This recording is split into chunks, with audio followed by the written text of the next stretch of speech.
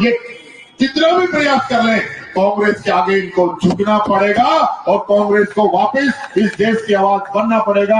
यही बात कहता हुआ आप सबको बहुत बहुत धन्यवाद। और मैं सीधा आग्रह करूं हमारे सम्मानित प्रदेश अध्यक्ष आदरणीय गोविंद सिंह जी डोटासरा साहब को कि वो आए और अपनी बात रखे। आजकल डोटासरा जी के फटकारे भी जो है ना खूब चल रहे हैं यूट्यूब और सोशल मीडिया पे, तो छाए हुए हैं। और मैं जब कल बीकानेर गया, जो जबरदस्त उत्साह, और फिर तो इन्होंने डांस भी कर दिया। भाई तेजल सुपर डुपर चल रहा है, तो हमारे अध्यक्ष जी भी सुपर डुपर है। जोरदार ताली बजाकर आप माननीय अध्यक्ष जी का स्वागत करें। आदरणीय डोटासरा साहब। सबसे पहले माफी चाहता हूं, मैं लेट हो गया।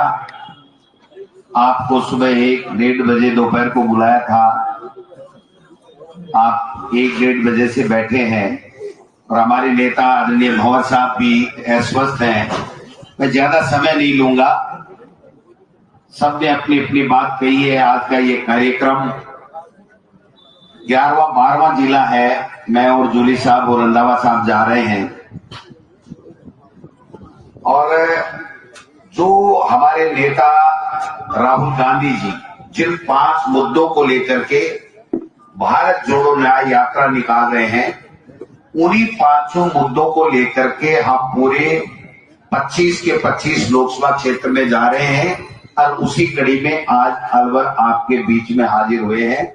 मैं सबसे पहले हमारे अखिल भारतीय कांग्रेस कमेटी के महासचिव, CWC मेंबर, राजस्थान के नहीं बल्कि हिंदुस्तान के लोकप्रिय नेता आदरणीय भंवर जितेंद्र सिंह जी, और एक शानदार और जानदार जो नेता आपने अलवर जिले ने दिया है, जो आज हमारे पूरे राजस्थान के विधायक दल के नेता हैं, नेता प्रतिपक्ष आदरणीय टीकाराम जूली साहब, हमारे बहुत ही सच्ची और खरी बात कहने वाले और बहुत ही ईमानदार नेता आदरणीय जुबेर खान साहब, हमारी बहन शकुंतला रावत जी, हमारे जिला अध्यक्ष जो ऑल इन वन है, सब काम कर लेते हैं। 125 किलोमीटर से एस्कॉर्ट करा करके मुझे यहाँ लाए हैं। मैं इनका भी बहुत बहुत धन्यवाद देना चाहूंगा। भाई योगेश मिश्रा जी, हमारे बहुत ही वरिष्ठ ईमानदार, हम सब के लिए गौरव आदरणीय दीपचंद जी खेरिया साहब, बहुत ही युवा और शानदार जीत के साथ में आपने तोहफा दिया है राजस्थान को। ललित यादव जी, आदरणीय मांगीलाल मीणा साहब विधायक साहब, हमारे जिला प्रमुख जी बलवीर छीलर साहब, हमारे पूर्व विधायक रमेश गुप्ता जी, संदीप यादव साहब हमारे साथ 5 साल काम किया, कृष्ण मुरारी गंगावत साहब, राजेंद्र जी, अमीन पठान साहब, संजय यादव जी हमारे बहरोड के प्रत्याशी रहे हैं, संजना जाटव जी और अजय अग्रवाल जी, इमरान खान साहब, सुमन जी, हुसैन जी, और विशेष रूप से जो हमारे इस पूरे कार्यक्रम के पूरे लोकसभा के चुनाव के लिए जिनको यहाँ पर ऑब्जर्वर AICC ने बनाया है, जब जो काम धर्मेंद्र राठौड़ साहब को दिया जाता है, मैं समझता हूं कि राजस्थान में टास्क देकर के काम कराने में सर्वश्रेष्ठ खिताब अगर मिले तो पहले 5 व्यक्तियों को मिले तो धर्मेंद्र राठौड़ जी को मिले। ये मैं कहना चाहता हूं। अपनी ईमानदारी के साथ में, पूरी निष्ठा के साथ में, पूरे समय देकर के और पूरी शिद्दत के साथ वो काम पूरा करते हैं जो काम इनको पार्टी देती है। ऐसे धर्मेंद्र राठौड़ साहब, और हमारे बहुत ही वरिष्ठ है जिनके लिए धर्मेंद्र जी राठौड़ साहब ने कहा हम सबके संरक्षक, मार्गदर्शक, चुनाव लड़े नहीं लड़े लेकिन मालिक तो डॉक्टर करण सिंह जी यादव साहब ही है। वास्तव में बहुत ही सीनियर नेता हमारे सबके हैं, बहुत वर्षों से हम सुनते आ रहे थे, आज इनके साथ काम करने का मौका मिल रहा है। मैं 2-3 बातें कहूंगा, पार्टी के नाते पार्टी संगठन की बात करूंगा, योजनाओं की बात हमारे सब नेताओं ने की है। बात एक ही है भाई, देखो, अगर कांग्रेस के कार्यकर्ता और नेताओं ने मन में ये ठान लिया कि हम जीतेंगे तो कोई जीत से रोकने वाला नहीं। अब कहा तो पारदौरी पड़ती दिख है, कौन लड़सी कौन नहीं लड़सी, बिम दम कोनी, वो जीते कोनी, ये कहना छोड़ दो। दम सब में है। अगर हमने दिमाग में बना लिया कि ये गढ़ जीतेंगे तो ये अलवर नहीं पूरा राजस्थान हम लोग जीतेंगे, ये निश्चित मान लीजिए। जब हम देश के विभिन्न इलाकों में प्रदेश अध्यक्ष के नाते जाने का मौका मिलता है तो लोग ये कहते हैं, जब हमारा परिचय होता है कि राजस्थान से आए हैं, राजस्थान का प्रदेश अध्यक्ष हूं प्रदेश कांग्रेस कमेटी का, तो लोग कहते हैं कि अरे आप भंवर साहब के प्रदेश से आए हो। भंवर जितेंद्र सिंह जी का नाम लेकर के वो सीना चौड़ा करते हैं कि वो नेता जो एक राजा होकर के भी किस प्रकार से एक सामान्य व्यक्ति की तरह सबके बीच में रहता है, सबको साथ लेकर के चलता है। और इनकी जब वो गुणगान करते हैं, इनकी जब खूबियां बताते हैं, इनके संगठन की जब वो लोग बात करते हैं, बारीकियों की बात करते हैं कि भंवर साहब इस तरीके से चुनाव लड़ते हैं और इस तरीके से हम लोगों को लड़ाते हैं, इस तरीके से सबको एकजुटता के साथ में रखते हैं, तब हमें थोड़ा सा नीचा देखना पड़ता है कि हमारे इस नेता की पूरे देश में आप देखिए किस प्रकार की मिसाल दी जाती है इनके नेतृत्व की, और हम फिर अलवर में क्यों हारे, ये बात देख करके हमको खुद को ये महसूस होता है कि कहीं न कहीं हम में कोई कमी है, हमारे नेता में कोई कमी नहीं है, हमारी पार्टी में कोई कमी नहीं है। इसलिए मैं तो आप सबसे हाथ जोड़ के निवेदन करना चाहता हूँ, चुनाव कौन लड़े, पार्टी जिसको लड़ाए, पार्टी आला कमान जिसको लड़ाए, लेकिन मैं ये कहना चाहता हूँ कि पूरे देश में जिस नेता की शान है और शान में कसीदे पढ़े जाते हैं, उस नेता के लिए मेहरबानी करके आपसे हाथ जोड़ के कह रहा हूं, अब की बार अलवर लोकसभा जिता करके दे दो। ये मैं हाथ जोड़ के निवेदन करने के लिए आया। आज क्या हालात है इस देश के, 700 किसान शहीद हो गए, कोई पूछने वाला नहीं। किसानों से लिखित में समझौता कर लिया कि कमेटी बना दी गई है और कमेटी के आधार के ऊपर आपका फैसला कर देंगे, आपकी एमएसपी की मांग मंजूर कर लेंगे। आज 22 महीने बाद के अंदर वो किसान वापस दिल्ली जा रहा है कि हमारी उस कमेटी का क्या हुआ। उस कमेटी ने सुना है, रिपोर्ट दे दी, उसमें एमएसपी का जिक्र नहीं है, और जो समझौता किसान के साथ में किया था इन लोगों ने, उस किसान अपने समझौतों को मनवाने के लिए वहां पर वापस दिल्ली की तरफ जा रहा है। और जब जा रहा है तो गोलियां चलाई जा रही है, रबड़ की कीलें बिछाई जा रही हैं, दीवारें चिनी जा रही हैं, आतंकवादी बताया जा रहा है, शराबखोर बताया जा रहा है, क्या क्या बातें बता रहे हैं।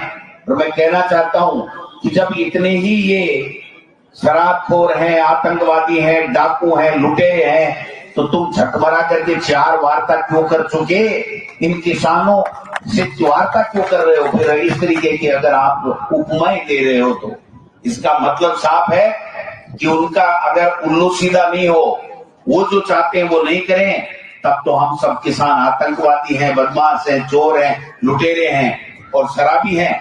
और अगर उनका उल्लू सीधा हो जाए तो वो गले के लगा के कह दें कि भाई हम तो किसान के हैं और किसान की बहबूदी के लिए काम करते हैं। हमको सोचना पड़ेगा। 5 साल हमारी सरकार ने एक से बढ़कर के एक काम किए, लेकिन जब रिजल्ट आया हम सरकार नहीं बना पाए। कहीं न कहीं कोई न कोई कमी तो रही होगी, चाहे हमारी कमी रही, चाहे उनका झूठ चल गया, कोई न कोई बात जरूर रही। देश का प्रधानमंत्री आकर के और पेपर लीक के बारे में बात करता है, देश का प्रधानमंत्री आकर के काल्पनिक लाल डायरी के बारे में बात करता है, देश का प्रधानमंत्री यहाँ आकर के अपराध बढ़ने की बातें करता है, देश का प्रधानमंत्री यहाँ आकर के बड़ी बड़ी बातें, झूठी बातें कर करके लोगों को गुमराह करने की बात करता है। और हद तो तब होगी जब देश का प्रधानमंत्री यहाँ आकर के और हिंदू मुस्लिम को बांटने की बातें करता है। इससे ज्यादा शर्म की बात इस देश के लिए हो नहीं सकती। उसी कन्हैयालाल से 50 लाख दिए थे हमारी सरकार ने, और उसी जयपुर के एक माइनॉरिटी के लड़के की हत्या होगी, उसको 50,000 दिए, 50 लाख दिए, दोनों को बराबर पैसा देने के बावजूद भी यहाँ पर इस तरीके का माहौल पैदा किया कि एक हिंदू मारा गया उदयपुर में, उसको 50 लाख नहीं दिए, 5 लाख दिए, और यहाँ पर जयपुर में 50 लाख दिए। इससे ज्यादा नीचे कोई स्तर गिर सकता है? कोई हो सकता है नीचे का कोई स्तर? ये झूठ बोल बोल के सत्ता लूटने वाले लोग हैं, ये प्रजातंत्र की हत्या करने वाले लोग हैं। आप देखा, चंडीगढ़ में देखा आपने, कल हिमाचल में देखा आपने, पहले मध्य प्रदेश में देखा, महाराष्ट्र में देखा, झारखंड में आप देख रहे हो, उत्तर प्रदेश में, वहां पर उत्तर प्रदेश में आपने देखा अखिलेश के एमएलए को किस तरीके से तोड़ रहे हैं, बिहार में आपने देखा कैसे नीतीश कुमार को लेकर के चले। ये हो क्या रहा है? इसी प्रजातंत्र और इसी संविधान के लिए क्या बाबा साहब ने और महान नेताओं ने बरसों लगा करके तपस्या कर करके इस देश को आजाद कराया, संविधान दिया। क्या इस संविधान को नहीं मानने वाले लोग हैं? हम थोड़े बहुत भी ये सोच नहीं सकते कि हम कर क्या रहे हैं? एक दूसरे की बुराई कर देते हैं, एक दूसरे में कमियां निकाल देते हैं। हम हमारे नेताओं में कमियां, कोई कहता है कि फलाने की गलती हो गई, कोई कहता है फलाने ने ठीक काम नहीं किया, कोई कहता है ये उम्मीदवार अच्छा हो सकता है, ये उम्मीदवार नहीं जीतेगा। हम कहां जा रहे हैं? हमको सोचना पड़ेगा। हमें हमारी आने वाली पीढ़ी को क्या जवाब देंगे? अगर हमारी तरह आज की तरह चुप रहने वाले लोग अगर उस वक्त जब अंग्रेजों से हम गुलामी से मुक्ति की बात कर रहे थे, संघर्ष कर रहे थे, अगर उन्होंने उस वक्त आज की सी चुप्पी अगर साध ली होती, आज का सा नीरस का वातावरण अगर नीरसता का बना लिया होता, आज की तरह हम चुप बैठ के कि हमें क्या लेना देना है, तो क्या ये देश आजाद हो जाता? तो मैं समझता हूं कि उन महान नेताओं ने त्याग, तपस्या और बलिदान देख करके इस देश को आजाद कराया। इस देश का लोकतंत्र दुनिया में सबसे मजबूत है, उस लोकतंत्र की आज हत्या हो रही है। उस महंगाई की बात नहीं कर रहे हैं, वहां पर किसान की आमदनी की दुगुनी की बात नहीं कर रहे हैं, यहाँ पर बेरोजगारों की, युवाओं की बात नहीं कर रहे हैं। केवल झूठे भाषण दे दे के एक माहौल क्रिएट किया जा रहा है कि 370 आ जाएंगी, 400 आ जाएंगी। ये वही व्यक्ति कह सकता है, कोई कह सकता है, कोई ड्राइवर कह सकता है कि मेरा 25 साल में तो एक्सीडेंट नहीं हुआ, ये तो कह सकता है, लेकिन आगे 10 साल गाड़ी चलाऊंगा और मेरा कोई एक्सीडेंट नहीं होगा, कोई कह सकता है। पीछे की बात कह सकता है, लेकिन आगे कोई कह सकता है? देश का प्रधानमंत्री ये कह रहा है कि 370 और 400 सीटें आएंगी। इसका मायना यह है कि लोकतंत्र को उन्होंने पूरा कब्जे में ले लिया है, लोकतंत्र की हत्या करने की उन्होंने ठान ली है और आगे से चुनाव नहीं कराने का उन्होंने तय कर रखा है। इसलिए इस देश को बचाना है, इस लोकतंत्र को बचाना है, तो शुरुआत हमको करनी पड़ेगी। अलवर में लोकसभा देना पड़ेगा, अलवर का लोकसभा का उम्मीदवार हमें जिता करके भेजना पड़ेगा। 2 महीने के अंदर जो स्थितियां बनी है इस राजस्थान में, देश के प्रधानमंत्री हो चाहे भारतीय जनता पार्टी के जितने भी नेता प्रदेश के, हर बात ये कह रहे थे अपराध राजस्थान में 5 साल में कांग्रेस में बढ़ गए।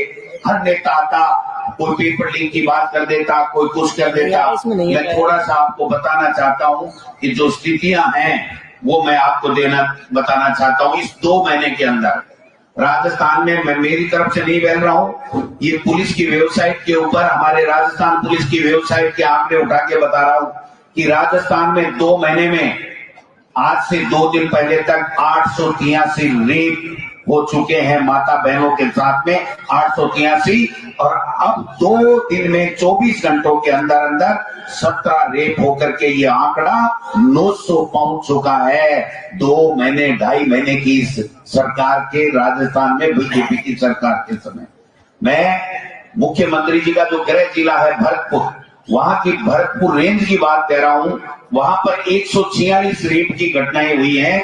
146 रेप की घटनाएं। मैं समझता हूं कि अलवर के अंदर भी 2 माह में मैंने आंकड़ा उठाया है इनकी वेबसाइट से, 48 रेप की घटनाएं हो चुकी हैं। 48, यानी प्रतिदिन लगभग एक माता बहन के साथ में बलात्कार हो रहा है। और ये क्या क्या कह के कितनी बड़ी बातें करके और लावा लूट लिया इन्होंने, सरकार लूट ली। आज 2 महीने के अंदर अगर हत्या की घटनाएं देखें तो ये आंकड़ा 229-30 चला जाता है। अगर 2 महीने में अपहरण की घटनाएं देखें तो ये आंकड़ा 950 और 1000 के लगभग चला जाता है। ये इनका अपराध का आंकड़ा, ये 2-2.5 महीने का है भाई साहब।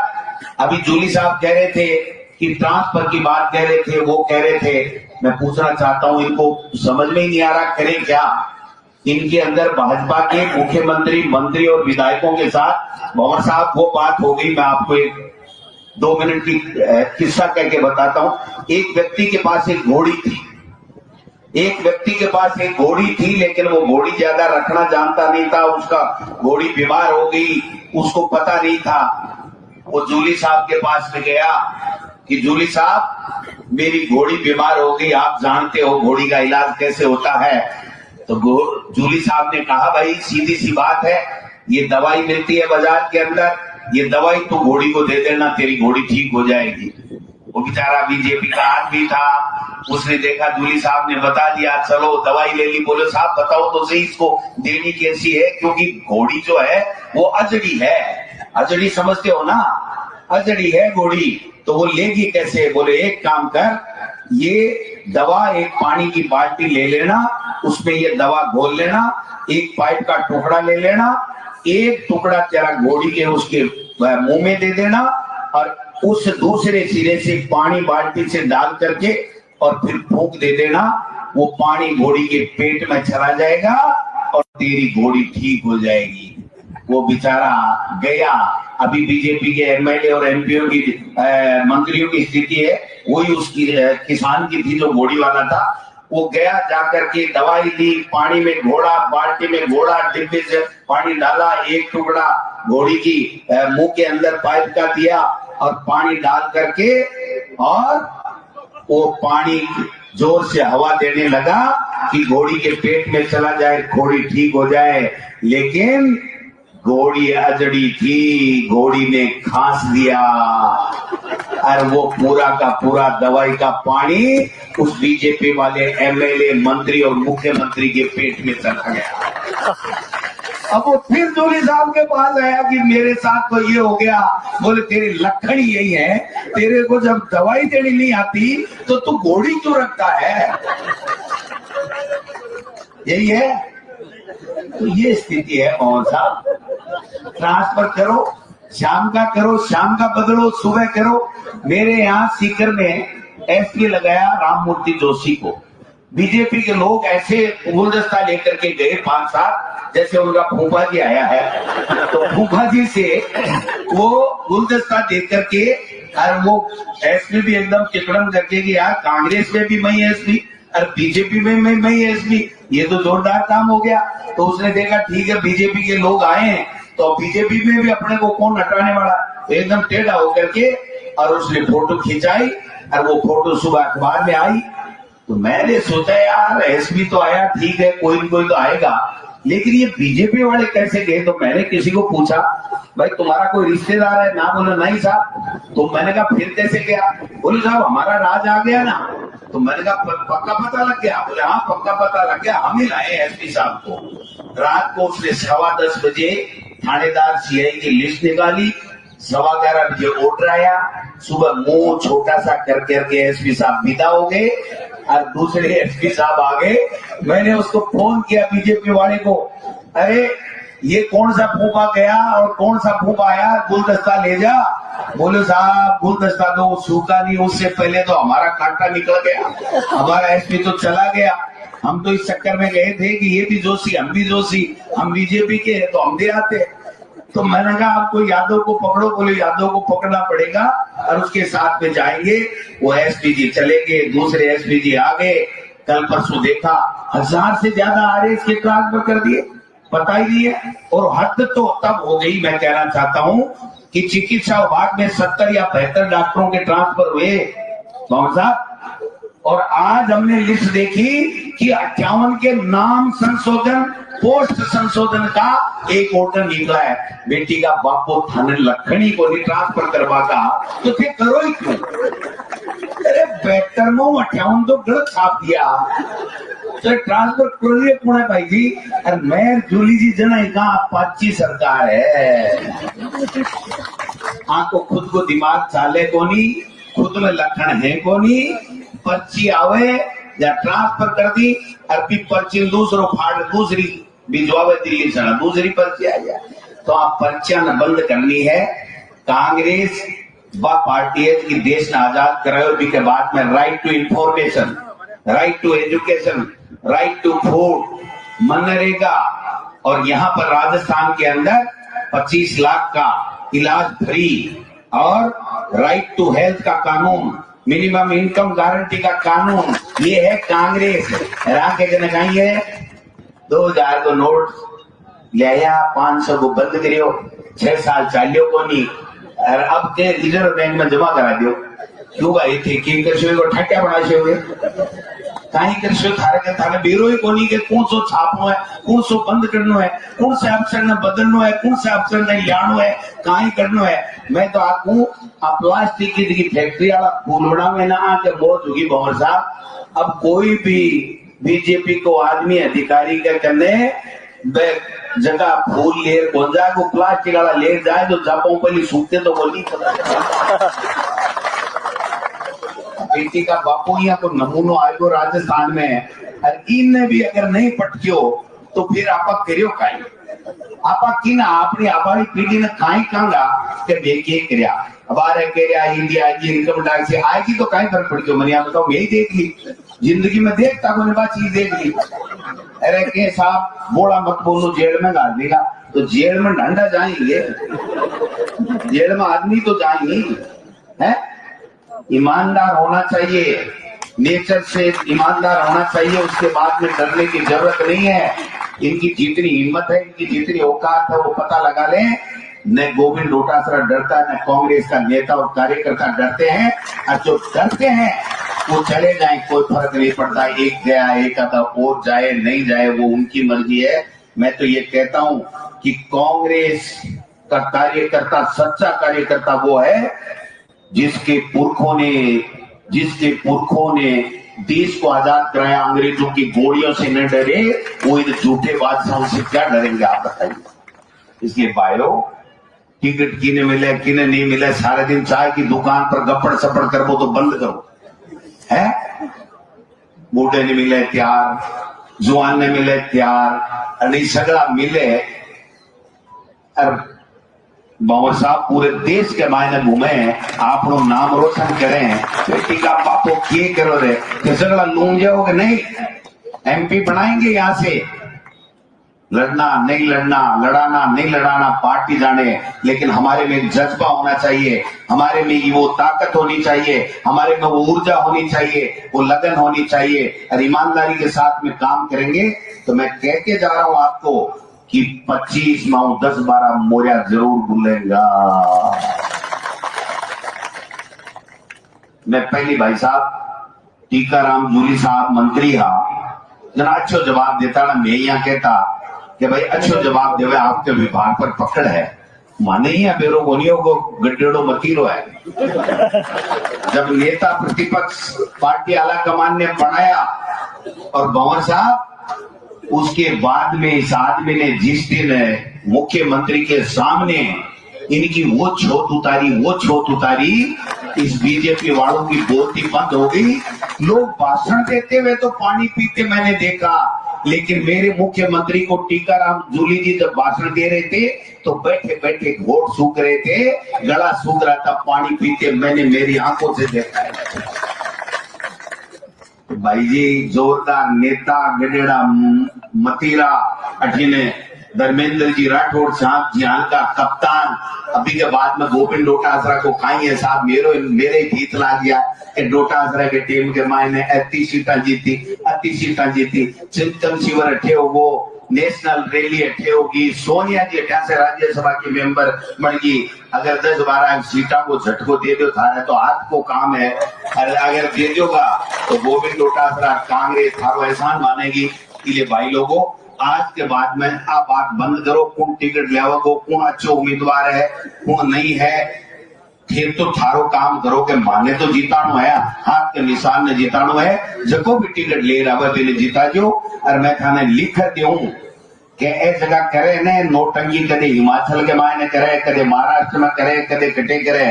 अब काली चुनाव के मायने और ये राहुल गांधी जी की यात्रा के बाद के मायने आकी बोखलाहट बढ़ गई है और अब आबड़ समय के बाद के मायने देश के सत्ता से मोदी जी को कब्जो हटे को बताना आज तैर जाऊं, लेकिन अपन हिम्मत करनी पड़ेगी, मेहनत करनी पड़ेगी। और आगे चिंता ही मत करो, क्या बीजेपी वाले एमएलए की मंत्रियों की मुख्यमंत्री की चिंता ही मत करो। मैं 70 हावड़े अरे दिन में तारा दिखा दिया भाई जी, विधानसभा में दिन में तारा ललित जी बात बोलिया ठीक है, बात क्या बात कन्नौड़ सीधो को सीधो नौजवान साथी और जूली साहब दे बड़ा तो मैं घना ही आते चिंता कर भाई बात को नहीं, कोई 2-4 कमरे का तो कोई बात को नहीं, लेकिन 70 आदमी में यहाँ को कटको काट देगा जो थे तो नहीं आज यहाँ को कटको काट पर थोड़ा अपन सोचना पड़ जाएगा भाई, अब तेरी मेरी छोड़ दो, आपने में ही कमी बताओ चालू कर दिया, आप दूसरे की तो बात ही को नहीं करा। आंखों नहीं बाबा जी मैं कहीं देखियो भाई है, और बाहर से तो सुन पाता आइडिया बाबा जी के जो चलो काम ने तो मुख्यमंत्री बना है मुख्यमंत्री बना दे दो बाबा जी, राज कहीं हुई है, एक तहसीलदार बोलना के बाबा जी से समझ गए बात में, एक तहसीलदार को नहीं लागे अरे के मैं एंटी लड़सों लड़ लेगी पड़ेगी ठीक है, तो अनुभव में तो कांग्रेस जीत सी जिसको भी काम और लंबी चौड़ी बात करनी नहीं है, खूब टाइम होगो, माफी चाहूं सबसे, सुबह का आयडा शाम होगी और फिर भी बैठा हो तो मन पूरा विश्वास होगो क्या अलवर लोकसभा से कांग्रेस को उम्मीदवार जीत कर जाए लो और आप लोग झंडो फहराओ लो। बहुत बहुत धन्यवाद, जय हिंद, जय धन्यवाद अध्यक्ष जी।